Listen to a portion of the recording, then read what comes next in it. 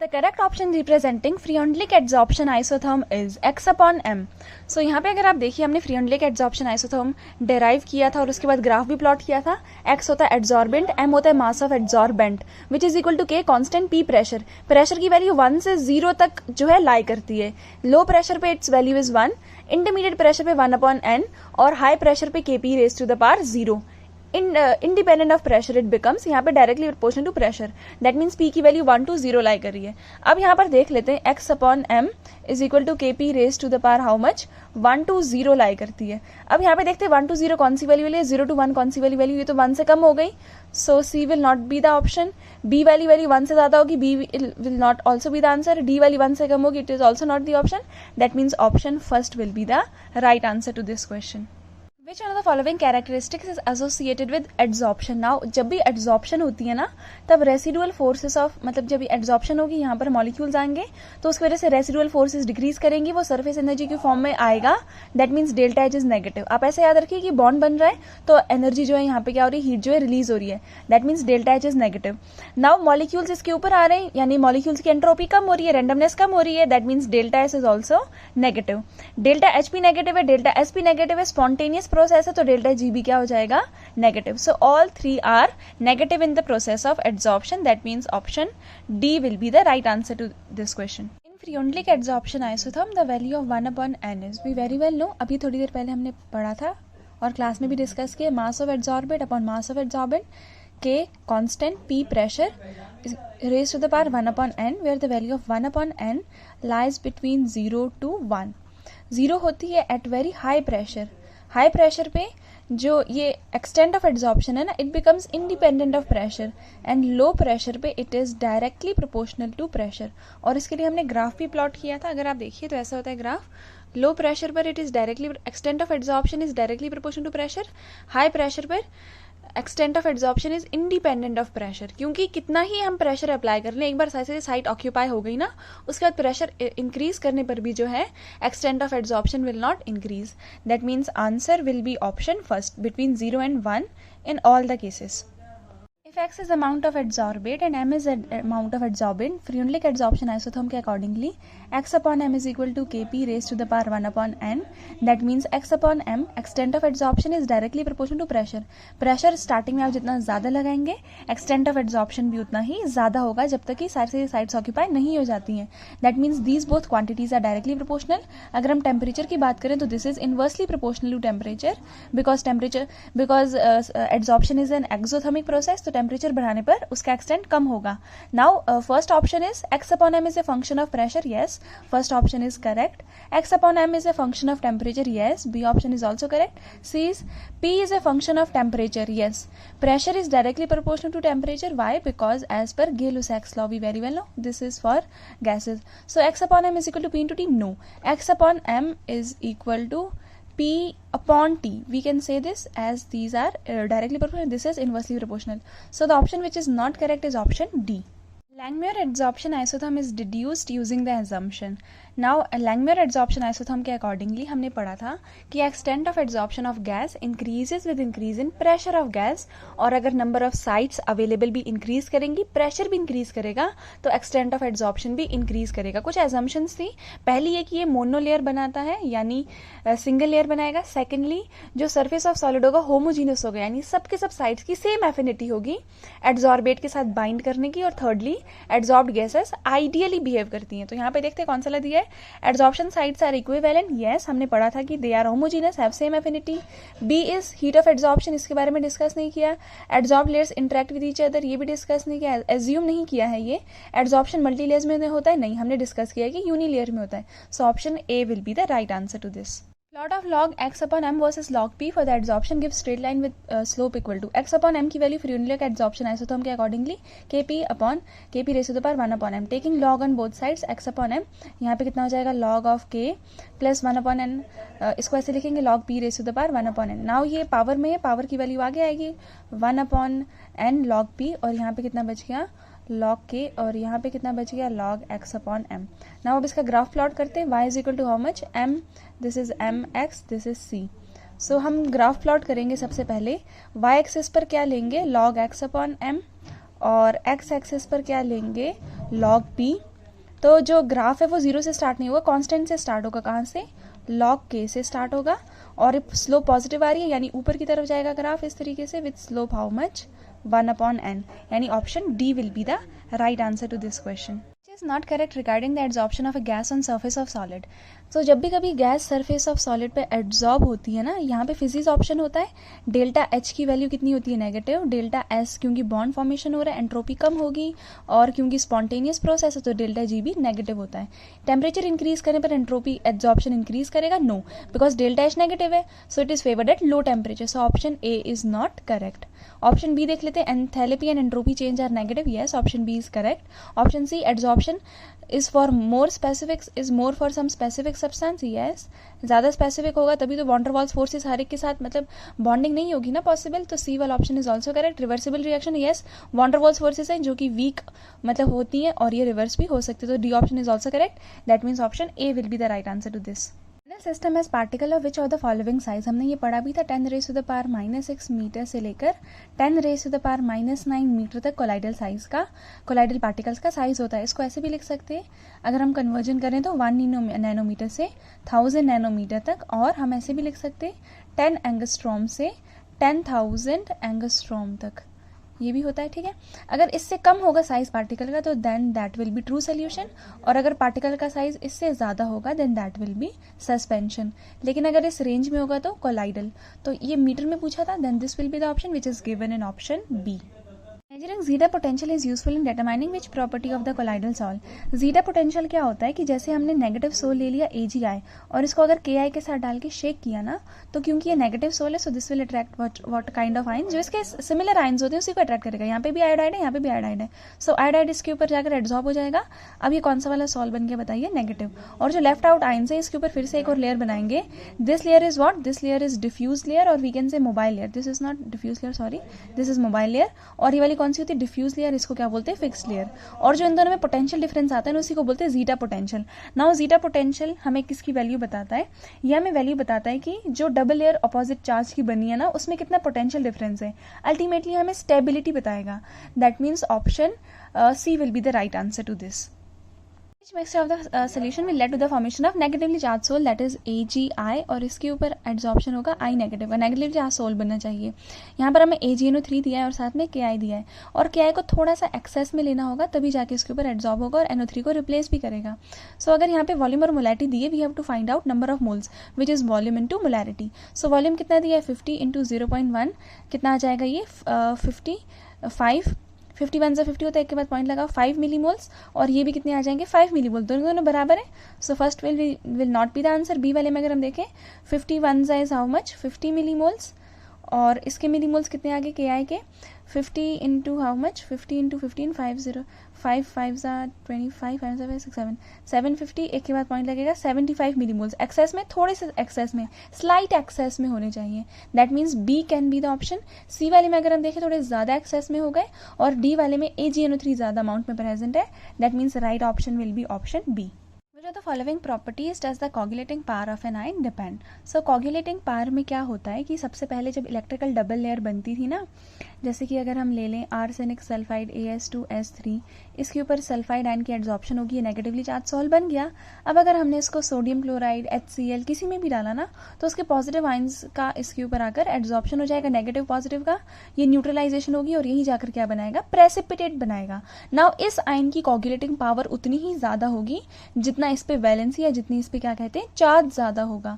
And most importantly इसके size पे भी डिपेंड करेगा कि ये कितने को सराउंड कर सकता है इसके अराउंड, है ना, और ये कितने को कोगुलेट करेगा। So both magnitude and size of the charge on the ion, option C will be the right answer to this. Coagulation value का मतलब होता है कि हमें कितने इलेक्ट्रोलाइट मिलीमोल्स में चाहिए 1 लीटर कोलाइडल सोल्यूशन की कोगुलेशन कराने के लिए।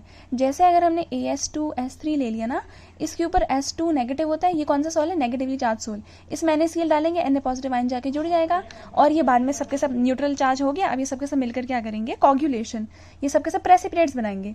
नाउ कोगुलेशन वैल्यू का मतलब होता है कितना चाहिए। अगर ये ज्यादा चाहिए होगा दैट मीन्स इसकी पावर कम है, और अगर ये कम चाहिए होगा दैट मीन्स इसकी कोगुलेटिंग पावर ज्यादा है। So coagulation value is inversely proportional to coagulation power.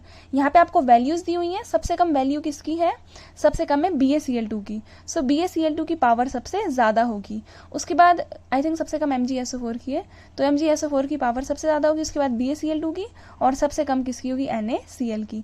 Order पूछा है, डिक्रीजिंग ऑर्डर पूछा है ना, तो सबसे पहले कौन सा आएगा, MgSO4, that means third, next आएगा 2, और लास्ट में कौन सा आएगा 1, that means right option will be option C. Fog is a colloidal solution of, ये मैंने आपको बताया भी था, गैस में लिक्विड होता है तब उसे फॉग कहते हैं।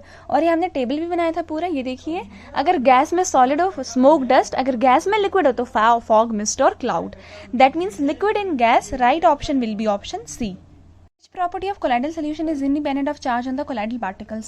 So first one is electroosmosis. Dispersed phase का जब movement होता है on the application of electric field, उसे कहते हैं electroosmosis। लेकिन dispersion medium का dispersed phase का movement allow नहीं करते हैं, that is electroosmosis। Coagulation, जैसे AS2S3 ले लिया, ये क्या होता है, नेगेटिवली चार्ज सोल, ये मतलब सोल्यूशन में से सल्फाइड आयंस को अपने ऊपर एब्जॉर्ब कर लेगा और फिर बाद में Na पॉजिटिव आयंस को एब्जॉर्ब करेगा NaCl डालने पर। ये क्या हो गया, न्यूट्रलाइज होने के बाद ऐसे बहुत सारे पार्टिकल्स मिलेंगे और कोगुलेट होंगे। तो ये भी जो है चार्ज पे डिपेंड करता है, फर्स्ट वन भी चार्ज पे डिपेंड करता है। Electrophoresis, movement of charge particles, movement of we can say dispersed phase, जब हम इसमें इलेक्ट्रिक फील्ड लगाते हैं ना, तब ये कैथोड या एनोड की तरफ मूव करते हैं, डिपेंडिंग ऑन कि उस पर चार्ज कौन सा है। तो डी भी डिपेंड कर रहा है चार्ज पे, यानी टिंडल इफेक्ट जो है, scattering of light on passing through colloidal solution, वो जो है वो चार्ज पे डिपेंड नहीं करता है, that is independent of charge, यानी option B will be the right answer to this. Protecting power of lyophilic colloid sol is express in terms of, अब हमने पढ़ा था कि जो लायोफोबिक कोलाइड्स होते हैं ना, वो जैसे कि AS2S3 है, ये नेगेटिवली चार्ज सोल है, इसके ऊपर सल्फाइड आयंस आके लग जाएंगे बिकॉज ये नेगेटिवली चार्ज है। अगर हम इसको इलेक्ट्रोलाइट NaCl में डालेंगे तो Na पॉजिटिव भी इसके ऊपर आकर लग जाएगा। ये क्या हो गया, अब ये न्यूट्रली चार्ज हो गया, पहले नेगेटिवली चार्ज था, अब न्यूट्रली चार्ज हो गया। ऐसे बहुत सारे न्यूट्रली चार्ज जो हैं कोलाइड्स मिलेंगे और वो प्रेसिपिटेट बनाएंगे। अब इस प्रेसिपिटेशन या कोगुलेशन से बचाने के लिए लायोफोबिक कोलाइड के ऊपर हम लायोफिलिक कोलाइड डाल देते हैं, ताकि इसके ऊपर लेयर बन जाए और उसको प्रोटेक्ट करें, कोई भी फॉरेन आयन इसके ऊपर आकर जो है एब्जॉर्ब नहीं हो सके, इसी को बोलते हैं प्रोटेक्शन। नाउ लायोफिलिक कोलाइड हमें कितने मिलीग्राम में चाहिए ताकि हम रेड गोल्ड सॉल में इसको डालें और कोई भी इसकी कोगुलेशन ना हो, that is known as gold number. So option B will be the right answer. Protecting power हमें किससे पता चलती है, गोल्ड नंबर से, कि कितने मिलीग्राम में हमें जो है वो इलेक्ट्रोलाइट चाहिए या कितने मिलीग्राम में हमें वो प्रोटेक्टिव कोलाइड चाहिए। प्रोटेक्टिव कोलाइड जो होते हैं वो मतलब लायोफिलिक कोलाइड्स होते हैं, कितने चाहिए हमें, जो कि हमें 10 ml standard red gold sol में डालना है ताकि कोई भी कोगुलेशन आओ, that is gold number. Option B is the right answer. Following forms micelle in aqueous solution above certain concentration, that is critical micelle concentration। वो कौन बनाते हैं, जिसके ऊपर पॉजिटिव नेगेटिव चार्ज हो, हमें पता है ना, ऐसे करके बनता है। ये होता है कौन सा वाला पार्ट, पोलर पार्ट, ये वाला कौन सा होता है, नॉन पोलर। सो यहाँ पे देखिए डोडेकाइल का मतलब कार्बन कितने होंगे, लगभग 12 होंगे, 1 2 3 5 6 7 8 9 10 11 12, ऐसे होगा डोडेकाइल। ट्राइमिथाइल अमोनियम क्लोराइड, अमोनियम क्या होता है, CH4 पॉजिटिव और Cl नेगेटिव, लेकिन यहाँ पर लिखा है ट्राइमिथाइल, तो इसमें 3 जगह क्या लगेगा आगे, मिथाइल, CH3 इस तरीके से होगा, H नहीं होंगे, इस पर पॉजिटिव चार्ज होगा, इस तरीके से होगा ये। तो यहाँ पर है ना, ये वाला पार्ट कौन सा है, पोलर, ये वाला कौन सा है, नॉन पोलर, यानी इसके पास कैपेसिटी है टू फॉर्म माइसेल। बाकी ग्लूकोज, यूरिया, पायरीडीनियम क्लोराइड, इसके ऊपर चार्ज नहीं है। डी पायरीडीनियम के ऊपर तो है, लेकिन वहां पे लॉन्ग जो है कार्बन चेन नहीं है, तो that means option first will be the right answer to this, which can form micelle. Of non polar and polar part in micelle. अब देखिए जैसे ये वाला पार्ट कौन सा होता है, दिस वन, जिसको सर्कल से रिप्रेजेंट करते हैं, दिस इज पोलर, और जो कार्बन चेन होती है वो कैसी होती है, नॉन पोलर। जो पोलर होता है वो किस में डिजोल्व होगा, वाटर में, और जो नॉन पोलर होगा वो किस में डिजोल्व होगा, ऑयल में। अब जैसे यहाँ पर थोड़ा सा ऑयल होता है ना, डर्ट पार्टिकल है, इसके अराउंड नॉन पोलर वाला पार्ट इस तरीके से इकट्ठा हो जाता है माइसेल का, और जो पोलर पार्ट है वो इट इज डायरेक्टेड आउटवर्ड्स इस तरीके से। That means polar part is at outer surface but non polar at inner surface. Option first will be the right answer to this. The following method is commonly used for destruction of colloid। Dialysis में क्या होता है, dialysis में हम जब separate करते हैं collide को तो वहाँ पे तो डिस्ट्रक्ट नहीं हो रहा है। कंडेंसेशन में भी ऐसा कुछ नहीं है। फिल्ट्रेशन में भी कोलाइड को जब सेपरेट कर रहे हैं। एडिंग इलेक्ट्रोलाइट, जैसे कि लायोफोबिक कोलाइड होते हैं ना, AS2S3 ले लेते हैं, नेगेटिवली चार्ज सोल है, इसके ऊपर सल्फाइड आयन होता है, अगर हम इसमें इलेक्ट्रोलाइट डालेंगे ना तो उसमें Na पॉजिटिव इसके ऊपर आके लग जाएगा, ये देखो न्यूट्रल हो गया। ऐसे बहुत सारे न्यूट्रल कोलाइड कोलाइड मिलकर एग्रीगेट बनाएंगे, प्रेसिपिटेट बनाएंगे, कोगुलेशन हो जाएगी। तो अब जैसे कोलाइडल सॉल्ट था ना, वो सोल्यूशन में ही रहता है, लेकिन अब सोल्यूशन में नहीं रहेगा क्योंकि अब उसने प्रेसिपिटेट बना दिया, नीचे सेटल हो जाएगा। सो इस वजह से जो है डिस्ट्रक्ट हो जाएंगे colloid. That means option D, by adding electrolyte और by coagulation, precipitation. Option D will be the right answer to this. Critical micelle concentration में सरफेक्टेंट मॉलिक्यूल्स क्या करते हैं? नाउ डिटर्जेंट जो सोप के मॉलिक्यूल्स होते हैं, इनमें एक पार्ट होता है कौन सा, पोलर, एक पार्ट कौन सा होता है, नॉन पोलर। पोलर वाला पार्ट किस में डिसॉल्व करता है, वाटर में। नॉन पोलर वाला पार्ट किस में डिसॉल्व करता है, ऑयल में।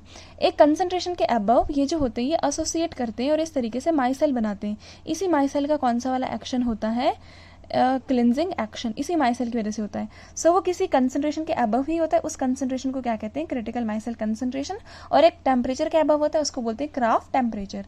That means above critical micelle concentration surfactant molecules associate and form micelle. That is option A will be the right answer.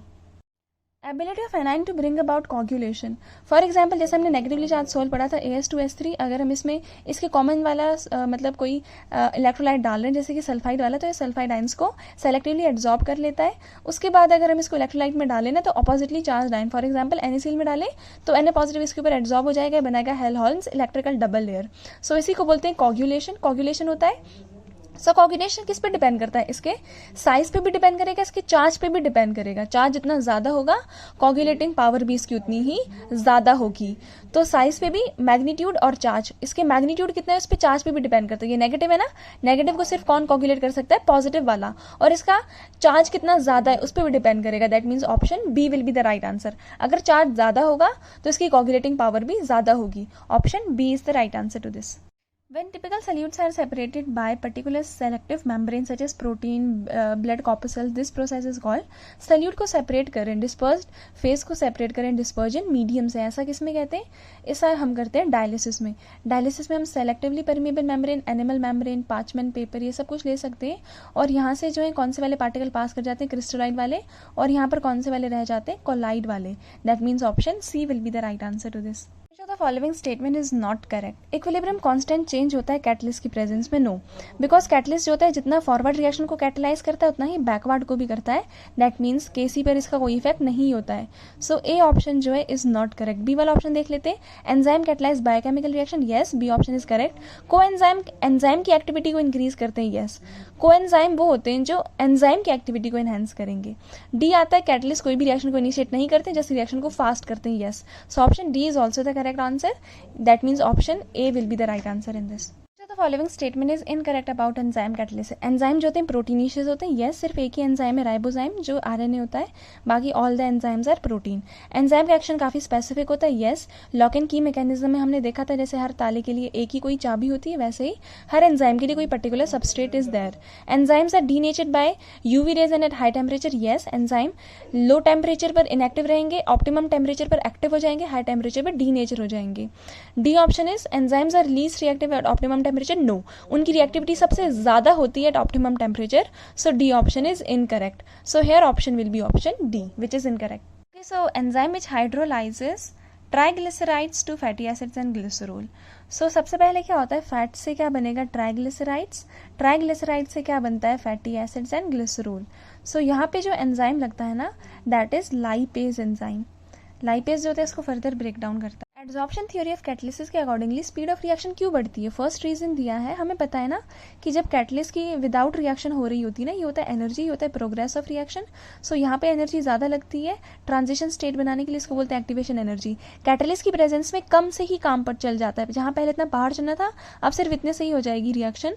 और यहाँ पे क्या कम हो रही है, यानी एक्टिवेशन एनर्जी कम हो रही है, पोटेंशियल एनर्जी बैरियर कम होता है in the presence of catalyst. So first में दिया कंसंट्रेशन जो एक्टिव साइड पर बढ़ जाते, नहीं, कंसंट्रेशन कैसे बढ़ेंगे मतलब उनके रिएक्टेंट के, वो तो उतने ही रहेंगे ना। एड्सॉर्प्शन के केस में एक्टिवेशन एनर्जी ज्यादा हो जाती है, नहीं, कम होती है। सी वाला एड्सॉर्प्शन हीट प्रोड्यूस करता है, यस करता है, जो स्पीड ऑफ रिएक्शन को बढ़ाता है, नहीं। फिर कैटलिस्ट का क्या फायदा, तो सी भी आंसर नहीं है, डी। कैटलिस्ट की प्रेजेंस में एक्टिवेशन एनर्जी कम होती है, यस। एक्टिवेशन एनर्जी कम होगी, ऑल्टरनेट पाथवे मिलेगा जिसका पोटेंशियल एनर्जी बैरियर भी कम है। पहले जहाँ इतना पहाड़ चढ़ के प्रोडक्ट बनाना था, अब सिर्फ थोड़ी ही एक्टिवेशन एनर्जी से जो है प्रोडक्ट बन जाएगा और जल्दी बनेगा।